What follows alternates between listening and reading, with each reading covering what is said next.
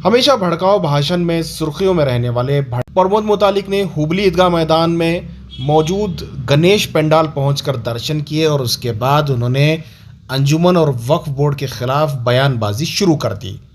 इनकी सबसे बड़ी जलन ये है कि चामराजपेट ईदगाह मैदान में सुप्रीम कोर्ट को वक्फ बोर्ड को राहत मिल गई और उन्हें मुखी खानी पड़ी। ये वो बर्दाश्त नहीं कर पा रहे हैं, इसीलिए अपने जलन का इजहार करते हुए नजर आए। हुबली में उन्होंने कहा कि वक्फ बोर्ड के चेयरमैन हुकूमत के तहत चलते हैं, इसके बावजूद उन्होंने हुकूमत के ख़िलाफ़ काम किया है, उन्हें सस्पेंड कर दिया जाना चाहिए।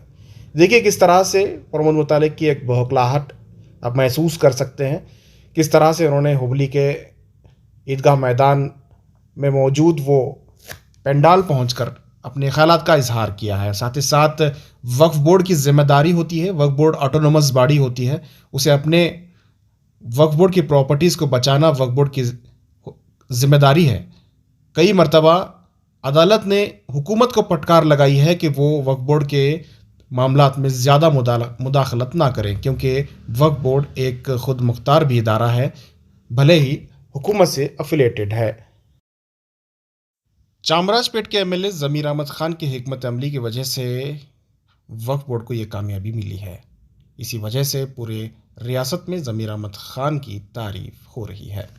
आइए जानते हैं मुतालिक क्या कह रहे हैं। ನಾವು ಭಿಕ್ಷೆ ಬೇಡುವಂಥ ಪರಿಸ್ಥಿತಿ ನಿರ್ಮಾಣ ಮಾಡಿದರು.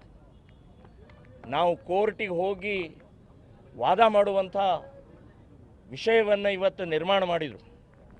ನಾನು ಹೇಳ್ತೀನಿ, ಮುಸ್ಲಿಂ ಕಿಡಿಗೇಡಿಗಳು, ಅಂಜುಮನ್ ಇಸ್ಲಾಂ, ವಕ್ಫ್ ಬೋರ್ಡ್. ಸೊ ನಾನು ಇನ್ನೊಂದು ಈ ಸಂದರ್ಭದಲ್ಲಿ ಹೇಳ್ತೇನೆ, ವಕ್ಫ್ ಬೋರ್ಡಿನ ಅಧ್ಯಕ್ಷ, ರಾಜ್ಯದ ಅಧ್ಯಕ್ಷ ಶಫಿ ಅಸಾದ್ ಅವರನ್ನು ಸಸ್ಪೆಂಡ್ ಮಾಡಬೇಕು. ಸರ್ಕಾರದ ಒಂದು ಭಾಗ ಆಗಿ ಸರ್ಕಾರದ ವಿರುದ್ಧ, ಹಿಂದೂ ವಿರುದ್ಧ, ಇವತ್ತು ಗಣೇಶನ ವಿರುದ್ಧ ಸುಪ್ರೀಂ ಕೋರ್ಟ್ವರೆಗೆ ಹೋಗಿ 3 ದಿನ ಕೂತ್ಕೊಂಡು ಒಬ್ಬೊಬ್ಬ ವಕೀಲರಿಗೆ 25 ಲಕ್ಷ ರೂಪಾಯಿ ಯಾರದು ರೀ? ಶಫಿ ಅವರೇ, ಯಾರ್ದು? ಸರ್ಕಾರದ ಕೊಟ್ಟು ನಮ್ಮ ವಿರುದ್ಧನೇ ಇವತ್ತು ನೀವು ಶಡ್ ಹೊಡಿತಾ ಇದ್ದೀರಿ. ನಾನು ಹೇಳೋದು ಸರ್ಕಾರಕ್ಕೆ, BJP ಸರ್ಕಾರದವರಿಗೆ ಮತ್ತು ವಕ್ಫ್ ಬೋರ್ಡಿನ ಮಿನಿಸ್ಟರ್ ಅವರಿಗೆ ನಾನು ಆಗ್ರಹ ಮಾಡ್ತಾ ಇದ್ದೀನಿ, ಶಫಿ ಅಸಾದನ್ನು ಸಸ್ಪೆಂಡ್ ಮಾಡಬೇಕು, ಮನೆಗೆ ಕಳಿಸ್ಬೇಕು, ಒದ್ದು ಮನೆಗೆ ಕಳಿಸ್ಬೇಕು. ಎಂಥ ದ್ರೋಹಿ, ದಾರಿ ತಪ್ಪಿಸಿದಾರಲ್ಲಿ. ಅಲ್ಲಿ ಯಾವುದೇ ವಾದದಲ್ಲಿ ಹುರಳಿಲ್ಲ. ಆದರೆ ಇವತ್ತು ಚಾಮರಾಜಪೇಟೆ ಮೈದಾನದಲ್ಲಿ ಬಹಳಷ್ಟು ಜನರಿಗೆ ನೋವಾಗಿದೆ, ಬಹಳಷ್ಟು ಜನರಿಗೆ ಕಸಿವಿಸಿ ಆಗಿದೆ.